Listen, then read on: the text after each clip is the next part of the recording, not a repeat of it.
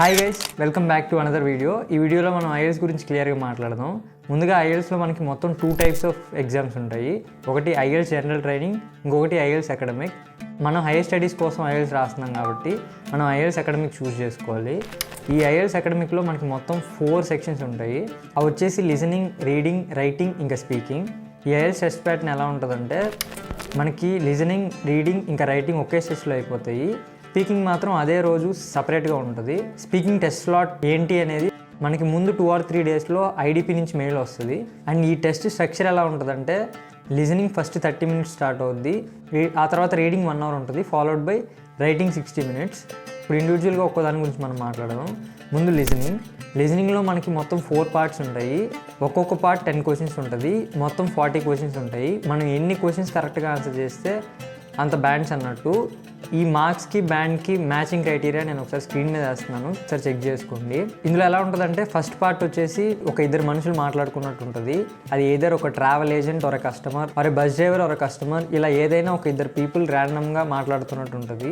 And second part వచ్చేసి ఒక person monologue ఇస్తుంటాడు. Third part వచ్చేసి మోర్ దెన్ 2 or 3 people ఒక టాపిక్ మీద మాట్లాడుతుంటారు. ఫోర్త్ పార్ట్ వచ్చేసి సెకండ్ పార్ట్ లాగే ఒక పర్సన్ మోనోలాగ్ ఇస్తుంటాడు.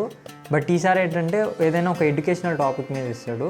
సో దాన్ని బట్టి మనం క్లియర్గా విని ఆన్సర్స్ రాయాలి. వీటికి ఎలా ప్రిపేర్ అవ్వాలనేది మనం నెక్స్ట్ వీడియోస్లో మాట్లాడదాం. ఇంకా రీడింగ్ గురించి మాట్లాడితే రీడింగ్లో కూడా సేమ్ లిజనింగ్ లాగే 40 questions ఉంటాయి.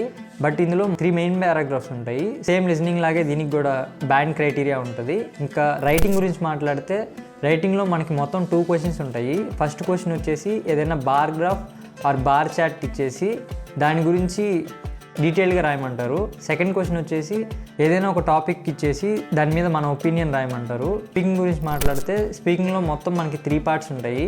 ఫస్ట్ పార్ట్ వచ్చేసి మనం ఏంటి, మన హాబీస్ ఏంటి అనే దాని గురించి మాట్లాడతారు. సెకండ్ పార్ట్ వచ్చేసి మనకు ఒక టాపిక్ ఇచ్చేసి ఆ టాపిక్ మీద మాట్లాడమంటారు.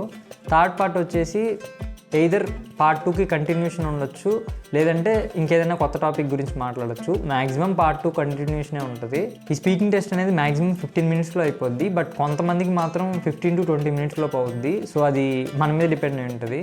ఇంకా నా ఐఎల్స్ స్కోర్ గురించి మాట్లాడితే నేను ఐఎల్స్ మొత్తం 2 సార్లు రాశాను. ఎందుకు రాయాల్సి వచ్చింది అనే దాని గురించి మనం యూనివర్సిటీ సెలెక్షన్ అప్పుడు మాట్లాడదాం. సో ఫస్ట్ టైం నేను రాసినప్పుడు నా ఐఎల్స్ ఓవరాల్ స్కోర్ వచ్చేసి 6.5. ఇండివిజువల్గా మాట్లాడితే లిజనింగ్లో 7, రీడింగ్లో 6.5, రైటింగ్లో 5.5 అండ్ స్పీకింగ్లో 6.5. అండ్ నేను సెకండ్ టైం రాసినప్పుడు నా ఓవరాల్ స్కోర్ వచ్చేసి 7.